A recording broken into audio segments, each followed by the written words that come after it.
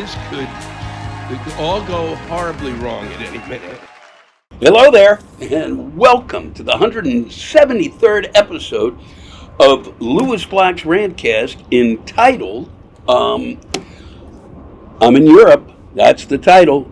That's why I got not a lot to say, because I'm in Europe.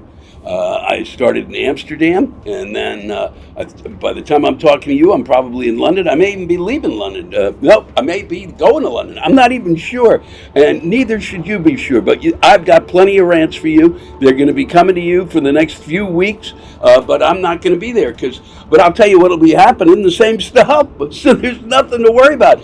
If you really want to think about what has been going on, go back to some of my old intros, because I'm sure nothing's changed unless something really big has happened. And if it's really big, then maybe I'll come home faster. And if not, maybe I won't come home. I'd like to thank John Bonadio for this very succinct rant. While being processed out of the military after serving 4 years, it was noted in my file that I'd been issued a winter parka the day I arrived 4 years prior. They told me it had to be turned over to them before being discharged. My question is, if the government can keep track of one goddamn jacket for 4 years, why can't they keep track of classified documents when a politician leaves office? So really well put, nails it, and goes right to the heart of the nonsense we live through. So really, that's spectacular.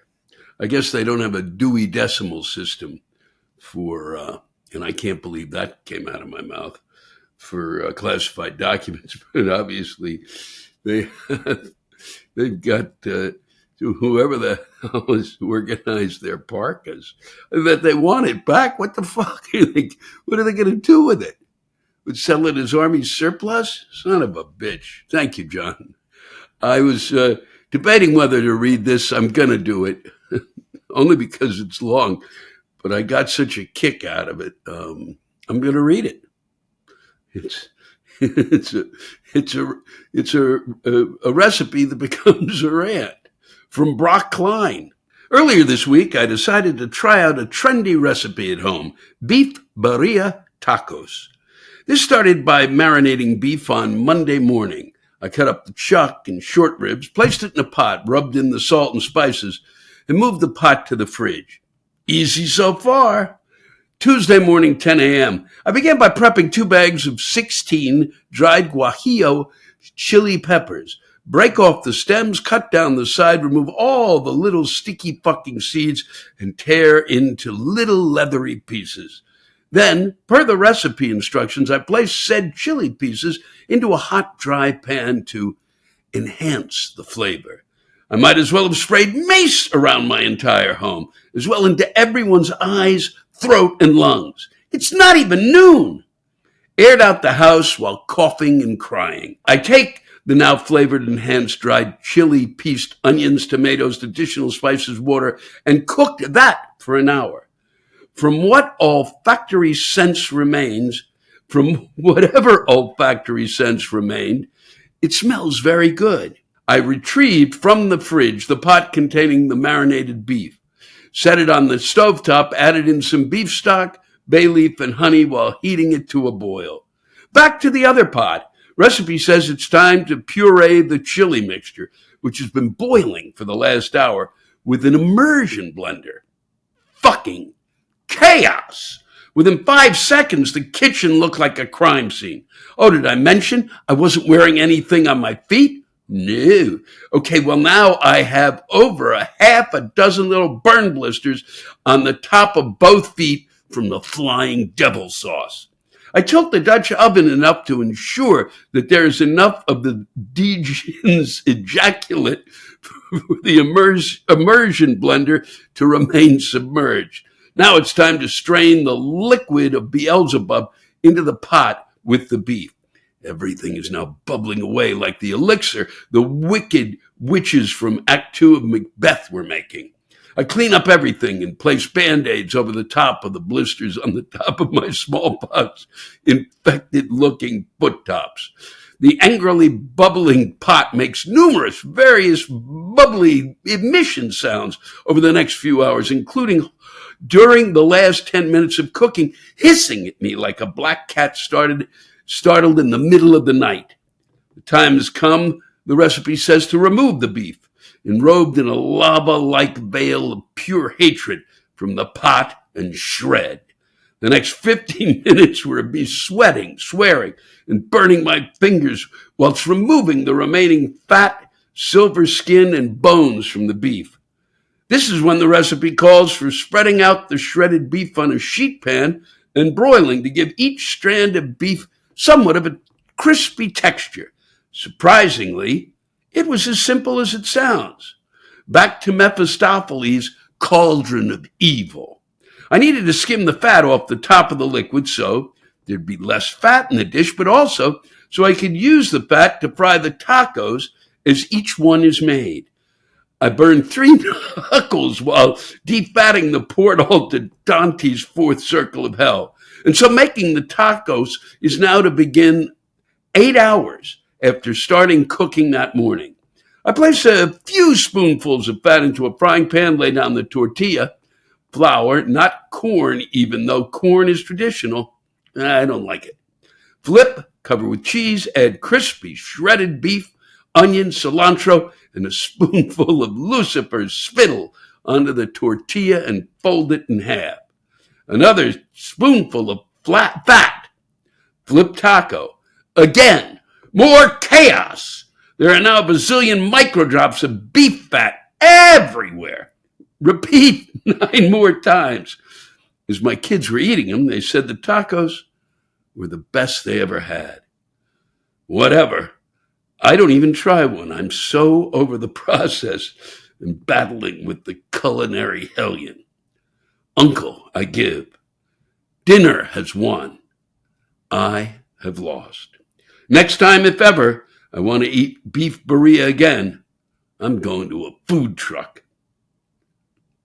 This is from Brock Klein, from my hometown, Silver Spring, Maryland.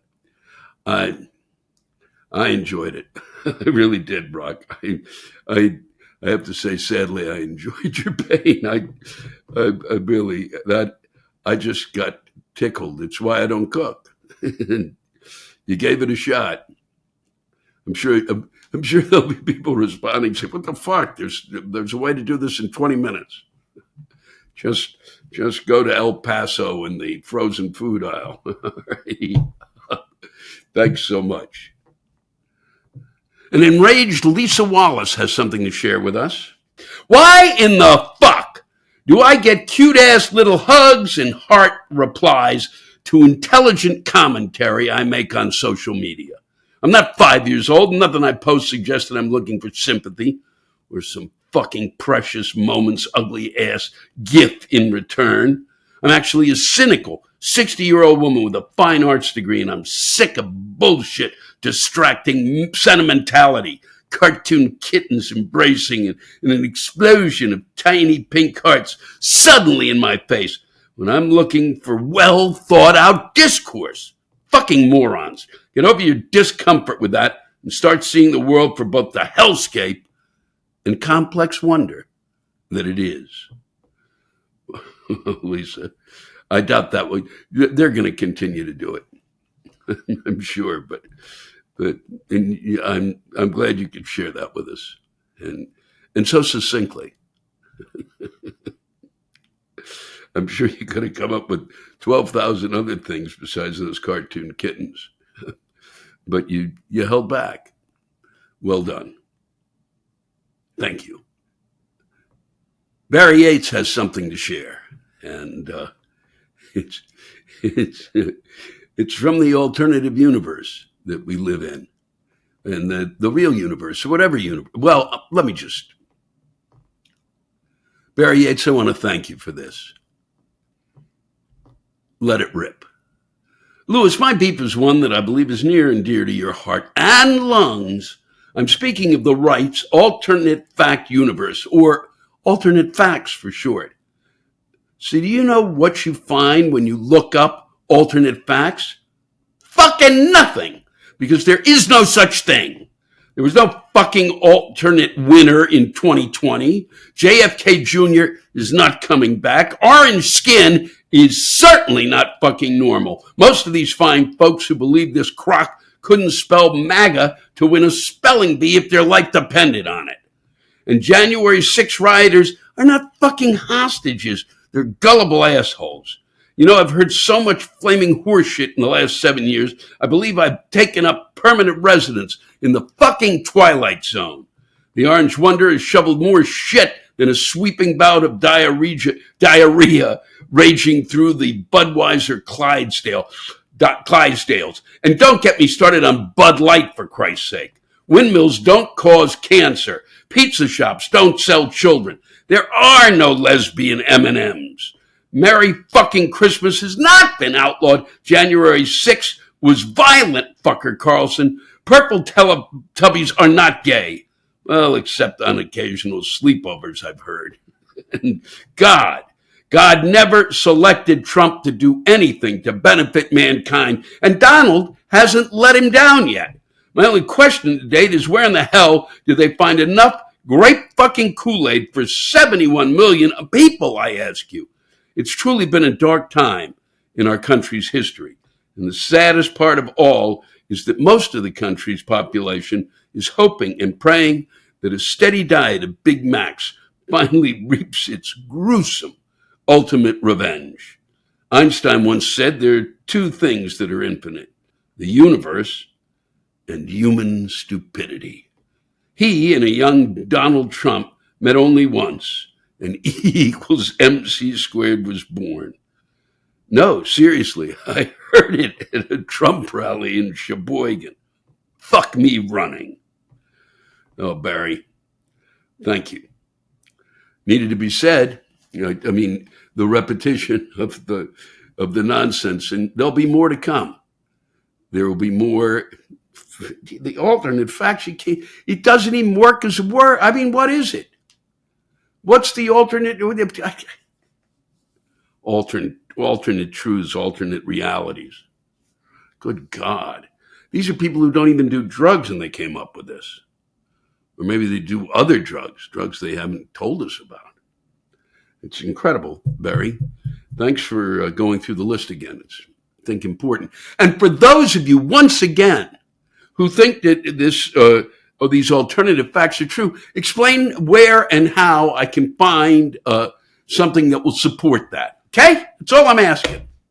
It's all Barry's asking. It's all a lot of us are asking. Okay? You can't come up with this shit and try to shove it down people's throats and say, well, yeah, that's the way it is. But apparently, I just did not believe that I mean, I'm serious. And I know I sound like a crazy person, but that the American people were that gullible. I guess I was that gullible. Son of a bitch. This comes to us from Rob Kaufman, my only friend in Winnipeg, Canada, except for his wife, Terry. And he's complaining about news. Gee, wonder why. Dear Lou, like most people, I like to keep abreast of recent happenings and occasionally have the TV tuned to CNN just to keep up. Yeah, it's not perfect, but I can't handle the shit that Fox spews out. Actually, I like the BBC for a better world perspective. Well, you're right on that. But I digress. Lou, CNN's news announcements have become meaningless. What does the term news supposed to mean? News defined as information about current events. That's why it's new. It's not old news. It's occurring now. It's new. If it's old, it is not news. The worst example is CNN's use of the breaking news chyron for virtually every fucking event that occurs. Hey, CNN, news doesn't break. It fucking happens. My farts break. And even then, the local effects of my farts are only mercifully brief. Ask those around me. The breaking doesn't last for hours. Unless I've had a bad burrito. Sometimes news just fucking happens.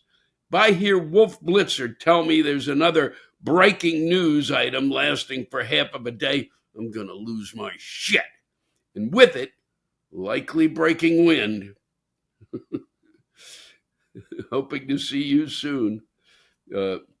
Rob and Terry Kaufman, the kids from Winnipeg. Thanks, Rob. Well said. And the breaking news thing, I mean, it's just madness at this point. They all do it. Everybody's doing it. And you can't keep breaking it. I mean, breaking wind I enjoyed. But that's it. It's then once it's broken, and once you break it, it's broken. Okay? Got it? Simple. Done. God damn it. It's incredible, isn't it? Once again, thanks. From Jess Patrick, a bit peeved, I would say. A bit more than peeved. But I just wanted to say peeved, Jess. You'll see why.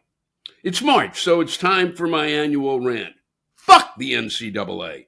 The NCAA and its professionalizing of college sports is a part of ruining college. In elementary, middle, and high school, your coaches are teachers. Yes, they get paid for their time coaching, but they are doing it for the kids. If your grades slip, no sports. Then you get to college. My local team, university, is Purdue. As a state-funded university, everyone can look up their salaries. The football coach, Ryan Walters, makes $4.2 million a year. The basketball coach, Matt Painter, makes $3.3 million. That's $7.5 million for something that isn't education. The top paid professor gets a measly $700,000.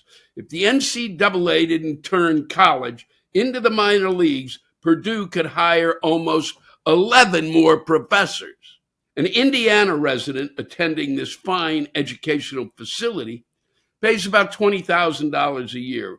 Without coaches, tuition drops for them by $375 each. And that doesn't factor in the scholarships for players that are only there because it is a required stop on the way to the pros. You want to play games? Fine. Go play games. You want to coach? Go coach. But stay out of places of learning. Well, you're begging the question on the paying the student athletes at this point, but that really I don't think is what you're after. One of the things that could be done is if they're the ones who are paying the student athletes, let that come from the same way they're paying the student athletes, huh? Give the coaches commercials and stuff to get them their salaries. This is ridiculous. I mean, that $4.2 million a year. And then the basketball coach and their team's is playing today to get into the Final Four. Purdue is, the football coach is making more money. Maybe he's been there longer. What do I know? Thanks, Jess. And I'm sure it will raise some anger. As I've told you, this NCAA, these basketball tournaments, men's and women's. I'm lucky I'm sitting here. I got to try to get back. The game's almost starting. Yes, I know. Don't yell at me. This comes from Charles Topan. I'm reading it because he was at the show in Portland recently, and I only read a couple every night. So here you go. And thank you, Jean Charles. I'm from Montreal, and I drove 5 hours on Friday to see you in Portland. Portland is a beautiful city, but as a Canadian, I want to talk about Portland's expertise in snow removal. It's so fucking terrible. And the worst part is, it was what I would call a moderate storm. Both true. I know what a real storm is. I lived in Quebec City for 5 years. A real storm is a whole day of fucking blizzard, a white hell. Now, Canada is sending help to the Ukraine. Our 2 binoculars, 3 30-year-old Jeeps, and a wheelbarrow. But Canada's next step will be to send snowplows to Portland. And can someone tell me who had the brilliant idea of letting people clear the sidewalk in front of their house? In Quebec, it's the city's damn job to do that. Please come more often to Montreal. I wish I could. I'm hoping to get back there. I really am, Jean Charles. I'm trying to work that out now as my tour is winding down. And this is the last one, and I don't want people yelling, yeah, but I said, this is my last tour. There are places along the way that I just want to pick up. So if I'm going later if I'm going later in this year and into next, don't get upset. The calendar will show you that this has been on the books and will be announced shortly. And hopefully Montreal will be a part of it. Thanks, Jean Charles. And you're right. It was fucking unbelievable. It snowed like shit. It shouldn't have been snowing. It's March. It's ridiculous. Come on, stop it. I was warned by my friend Peter Costas, but it was too late. This is the time we had to go there. And that's, we're kind of like, we're at the will of the where we can route ourselves. And March was the best we could do. And who knew? Who the fuck knew? Except for my friend. He told me. It really was. It was not a major snowstorm, but it was really, I was kind of shocked that the roads were really dangerous up there. And there were not a lot of snowplows out. And it took a while for us to get the snowplow to come through next to the theater so we could park the bus. But these are the sad problems we have on tour. Once again, Jean Charles, thank you. Lee Thomas, he's a teacher and he's pissed. And he's pissed probably because he's teaching at a time in which, I'll just read it. As a middle school teacher, I'd like to share some important information with parents of young kids. Please first understand that your kid is highly likely to tell your most intimate secrets. Cheating on your spouse while she is at work? Guess what? We hear about it. Enjoy massive bong hits while watching late night TV? We hear about that too. Pregnant again and don't know who the daddy is? That's front page gossip during homeroom. Also, please remind parents to secure their personal sexual toys. Your 9-inch purple dildo can easily become a projectile in hallways between classes or be used as an assault weapon. Also, cock rings have an uncanny way of ending up as bracelets.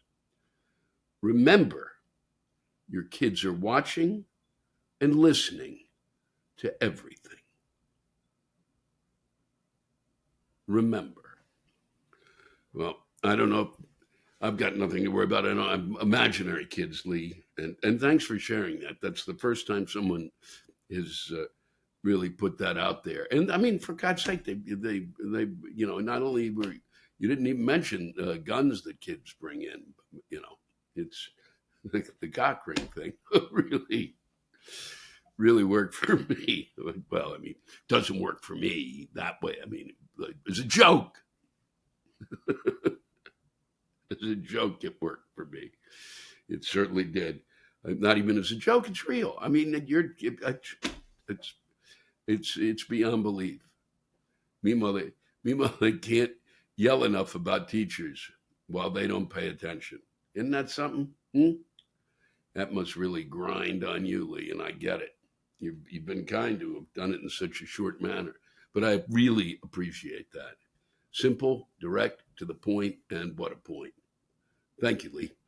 I've asked folks time and again, if you don't like the politics of a rant that you've heard, send in another. I've always asked, and I will continue to ask, both sides of the reality question we're dealing with, send in facts along with your bitching, okay? I get it. I get that you're upset, and Brock's upset, and got a different point of view, and I'm glad he sent it in, because I don't get enough of the other point of view so that we could really get something going. But, well, here you go, Brock. Brock Clecken. I'm a 23-year-old American citizen born and raised, and I can proudly say I would never be naive enough to think Texas is in the wrong in any way. 200% Texas side. They're doing what's right for the red, white, and blue. The tried and true. Biden's followers fear the man that rises up and takes action to save his land and protect it, but not the man that caused it all to happen, not the man that brought this upon us. Long live our nation, restore its glory. Trump is the man to do it, not by himself, but side by side with the men and women who love this country. Together, we can make this country, this nation, great again. Go fuck yourself, Joe Biden. Well, all right, Brock, you got it out there. And for those of you always bitching about why you don't, where's the other side? There's the other side. But once again, Brock, tell me what it was that he brought upon us. I mean, I ask it from both sides, Brock. If you got the time and the energy, let me know. And tell me why you love Texas so much. I mean, I get it. I love certain parts of Texas. I do. And I'm coming back there. Yes, sirree, you'll be seeing me. They'll be announcing it, Brock. I'm sure you're going to want to race down for the show. Thanks a lot for sending that in, and I mean it. Another country is heard from now. Thank you, Rick Hankton. Once again, I've asked for folks to counter what it is that upsets them, and you've done it. The same people who tell us to follow the science on climate change are the same people who believe men can get pregnant and think we should allow our kids to be furries and shit in a fucking cat litter box. First of all, going broke won't change the climate. And as long as Russia and India and China and South America keep pumping shit into the clouds, what we do here in America won't fucking matter. Hey, dipshit environmentalists, where do you think electricity comes from? Vegans kill more animals in the fields than any meat eater. Huh? Maybe these fuckwads from Stop Oil should feed the tomato soup they've been throwing on the Mona Lisa to the homeless, and then shove a carrot up their bleached and waxed assholes. 2 problems solved right there. Well, Rick, you certainly shared your feelings. Once again, I'd like some more facts. But I will tell you, no one is allowing our kids to be shitting in a cat litter box. Okay, it's not happening. All right, the furry thing's happening, Rick, but not the let's get a grip on what's real and what's not. And they're not shitting in a cat litter box. The new one, maybe, if it was giant, we'd all get in, I think, and if we could. But you'll have to look that up online. But I really thank you for it, Rick, and I'm sure we'll be hearing from many in response to it. Thanks to all of you for listening to my Rantcast. If you have a rant you want to get off your chest, send it in to me at lewisblack.com/live. You can think of it as therapy, or whatever you want to think of it as. Just let it rip. And I want to thank the true stars of our show, the ranters, and the splendid rants they gave us. Lewis Black's Rantcast was created and hosted by me. Lewis Black. Our live rant audio was produced by James Salter. Our theme song by Chris Lane. Executive producer, Ben Brewer. Executive producers, Matt Kleinschmidt and Robert Kelly for the Laugh Button Podcast.